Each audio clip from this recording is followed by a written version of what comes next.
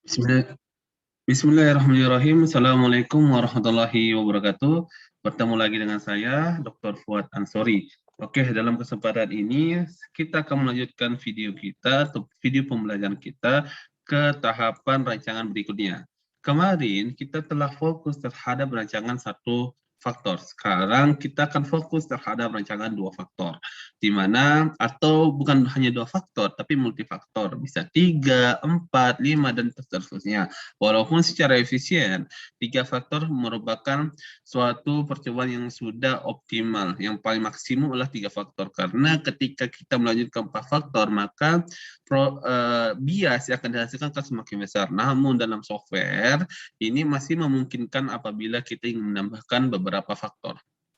Oke, untuk rancangan lebih daripada satu faktor atau disebut dengan rancangan percobaan, maka kita bisa menggunakan software STAR juga, ya, sehingga di sini lebih efisien.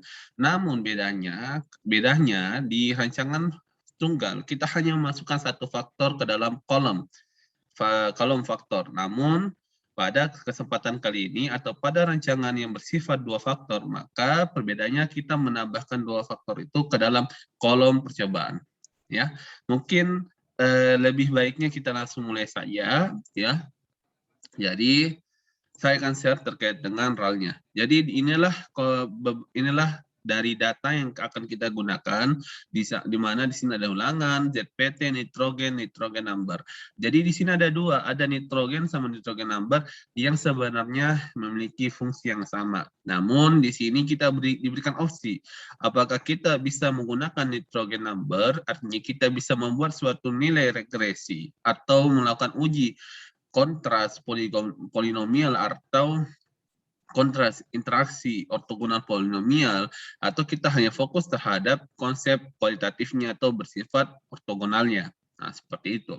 Jadi kita gunakan data ini, dua faktor RKLT ya atau RAG, di mana dalam analisis yang memiliki dua faktor yang bersifat faktorial, artinya kita maksimalkan semua sumber komponen atau sumber keragaman yang ada dari setiap faktor tunggal dan kombinasi interaksinya, maka kita sebenarnya hanya memilih rancangan lingkungannya, yaitu apakah CRD atau RAL atau RAG atau RBSL. Dalam kesempatan ini kita fokus ke RKLT.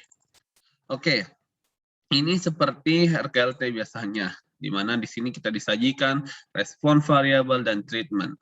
Di sini kita gunakan ulangan, karena kedetek sebagai number, maka dia berada di numeric variable. Jadi kita set to factor.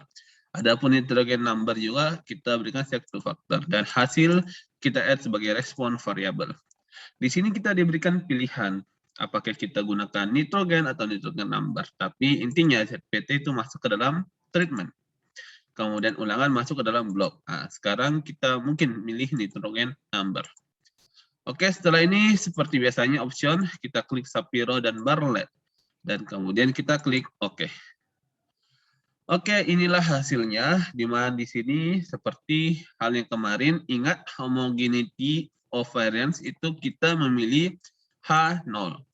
Ingat H0, sehingga harus lebih daripada 0,05.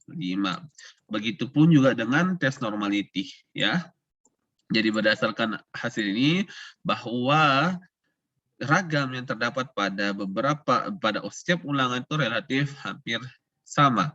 Kemudian data yang kita miliki relatif bersifat normal. Dan kemudian setelah itu kita masuk lagi ke data berikutnya. Kita hapus dulu. Oke, kita hapus annotation. Kita hapus. Oke, kita hapus. Nah, di sini adalah poin utamanya. Apabila kita melihat dari data di sini, ternyata CV-nya alhamdulillah di bawah dari 20%. Artinya, data yang kita dapat dan kita analisis itu dapat dipertanggungjawabkan secara statistik. Nah, berdasarkan analisis ini bahwa ulangan itu tidak nyata, artinya bisa saja dikonsepkan dengan RAL, ya. Namun dalam kesempatan ini kami relatif kalau uji lapangan tetap menyarankan rak karena kita tidak tahu apa yang terjadi di lahan. Oke, di sini ZPT itu di bawah 0,05 tapi lebih besar dibandingkan 0,01 sehingga kita berikan bintang 1. Dan kemudian nitrogen number ternyata 0,000 sangat nyata sekali. Begitupun juga dengan interaksinya sangat nyata. Oke. Oke, setelah kita mengetahui bahwa ternyata ada suatu signifikansi dari komponen-komponen itu, maka kita bisa melakukan uji lanjut. Seperti hal kemarin di uji lanjut tidak terstruktur atau terstruktur, kita tinggal balik kepada datanya. Dan kemudian kita post hoc. Nah, di sini hasil kita add dan kita gunakan LSD bisa, DMRT bisa, HSD bisa. Tapi untuk analisis ini hanya sifatnya tunggal, hanya sifatnya tunggal ya, hanya sifatnya tunggal dan kita klik OK. Atau bisa juga analisis sederhana, pengaruh sederhana. Anotasinya mungkin saya hapus dulu ya. Oke. Nah, di sini dijelaskan bagaimana anotasi sederhananya antara karena interaksinya nyata, maka software ini akan memberikan suatu informasi analisis sederhana. Baik, jadi di sini melakukan perbandingan ZPT dalam setiap nitrogen number, ya. Jadi ketika nitrogennya itu 50, maka relatif sama. Begitupun dengan berubah ketika di 100, kemudian 200 dan 250. Nah, ini juga bisa menjabarkan ternyata dalam nitrogen number ini terdapat suatu interaksi yang dinilai memiliki suatu pola sehingga bisa kita analisis secara ortogonal polinomial. Nanti akan kita bahas di sesi ke-9. Oke, minggu ke-9.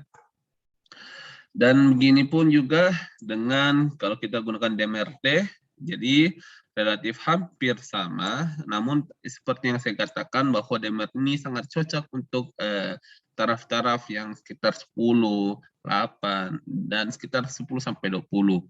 Atau 5 sampai 20 itu cocok DMRT. Dan kemudian ini gunakan HSD, nah, lihat perbedaannya. HSD itu susah banget signifikan, ya. Susah banget signifikan. Sedangkan LSD itu sangat gampang signifikan. Dan DMRT adalah pertengahannya. Jadi ini HSD. Ini kalau kita konsepnya bahwa kita bandingkan nitrogen pada setiap ZPT. Ya. Nah, inilah pengaruh sederhana. Oke, demikianlah video ini untuk faktorial. Nantinya akan kita lanjutkan ke analisis yang lebih advance, itu rancangan speed plot yang sangat fokus terhadap ANAVETA. Mungkin sudah dulu, mungkin cukup dulu terkait dengan video kali ini.